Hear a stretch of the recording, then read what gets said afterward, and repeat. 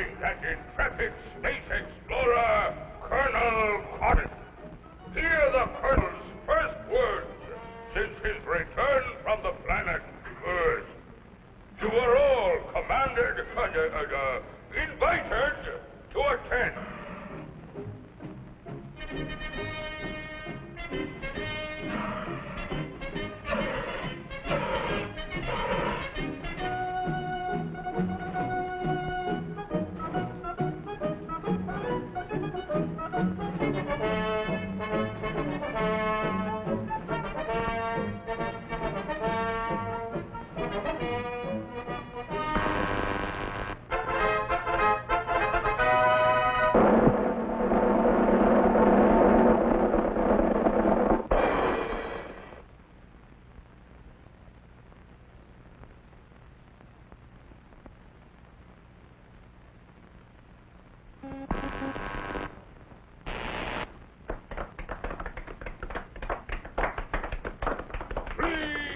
Please, thank you for this unsolicited testimonial.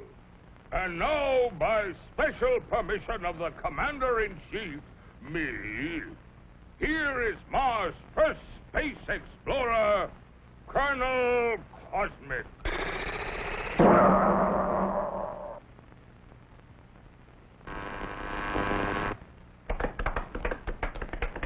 I can't tell you how happy I am to see your smiling faces once more. First, let me say that this trip was made possible only by our dauntless chief, Og the Magnificent, introducer of Og Power, which runs most of our industry, and inventor of Og Speed, which doubles the original Og Power. A short time ago, the master was having trouble with the state limousine. He had, of course, developed the explosive charge. But it was inclined to get a little out of hand, just slightly. And, of course, there was always the problem of friction. Parts rubbing together, heating up, and causing all sorts of trouble.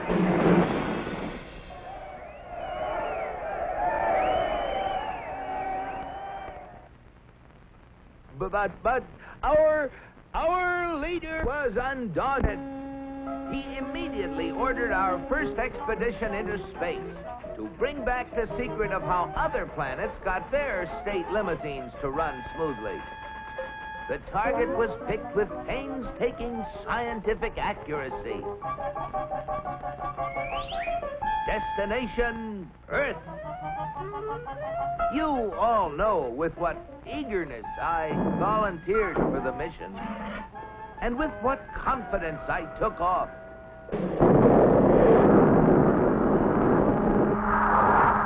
I took careful bearings and set out for my goal. It seemed no time till I was approaching a country of Earth called, the United States of America. I set her down like a feather.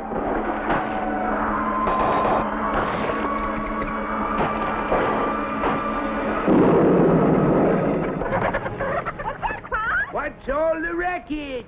Naturally, I protected government property by making the saucer invisible. They're after the chickens, Ma! And though the natives showed great interest in me, I decided to make myself invisible, too. Seeing moving lights in the distance, I headed for them. What phenomenal luck! I had landed close to what seemed to be an endless procession of state limousines. They moved quickly, and yet with fantastic smoothness. I just had to get a closer look at one of those Earthmobiles.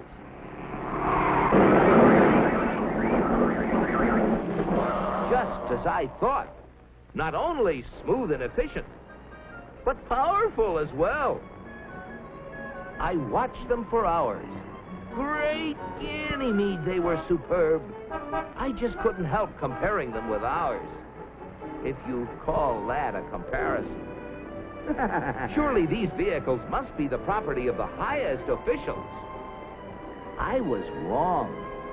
It seems that almost everybody in this country has one of those, they call them automobiles.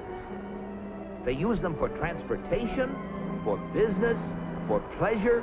They use them for all sorts of things.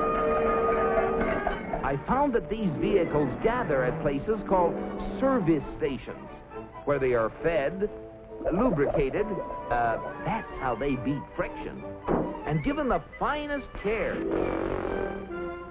The source of their nourishment was something called petroleum. A power source like that must be a highly prized state secret. I had to find out about it. Perhaps the secret lay within this government archives building.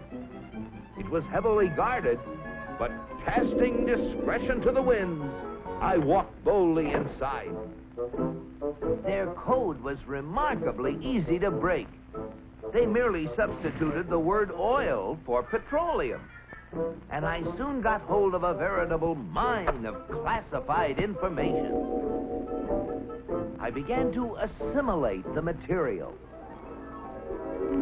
I soon found out that though petroleum products are easily found anywhere, petroleum itself is a very elusive substance.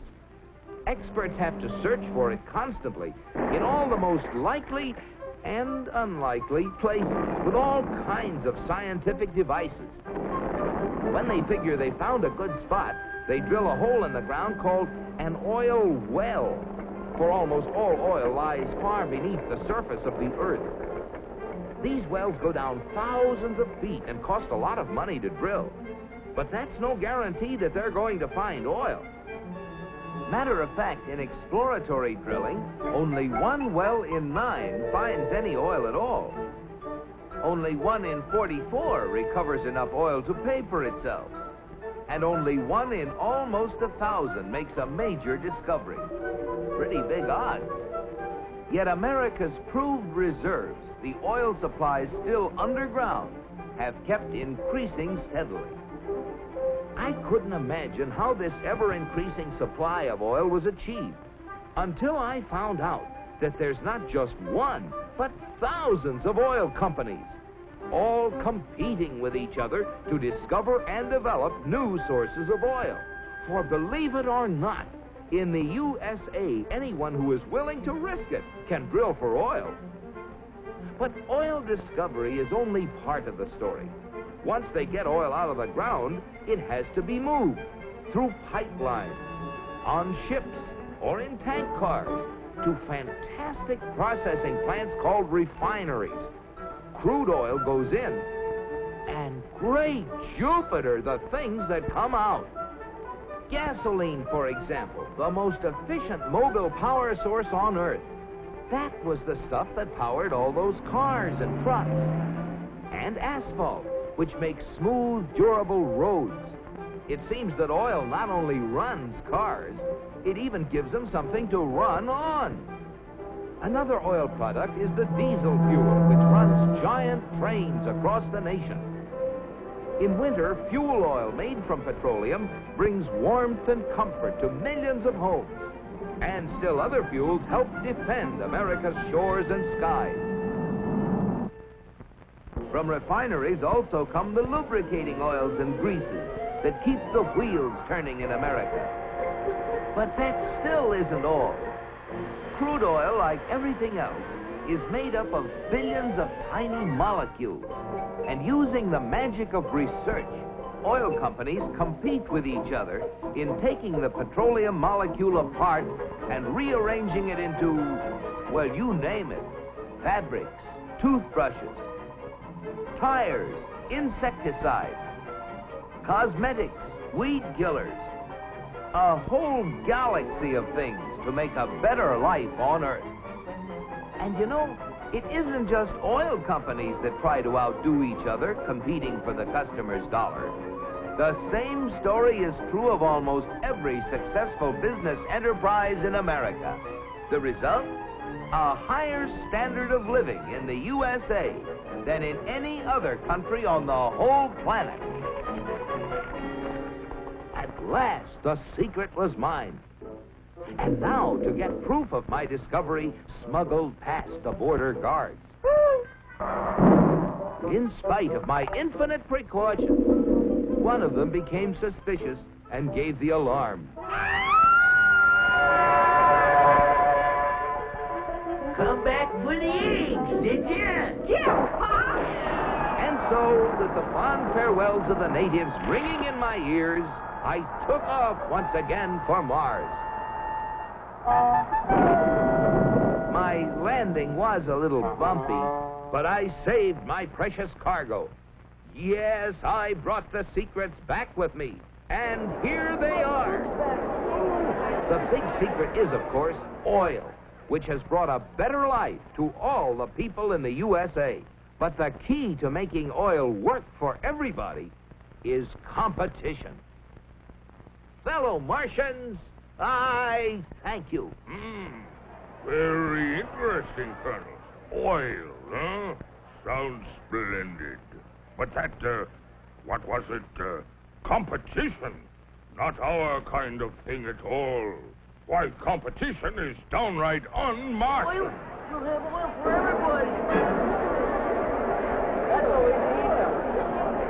Oh, boy, oil.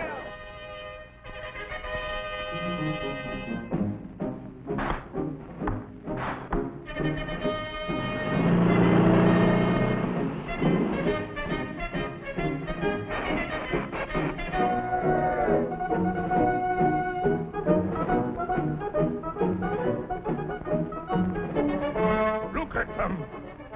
You know what this means, Cosmic? You bet I do, Og. It means that you're through. So why don't you get lost?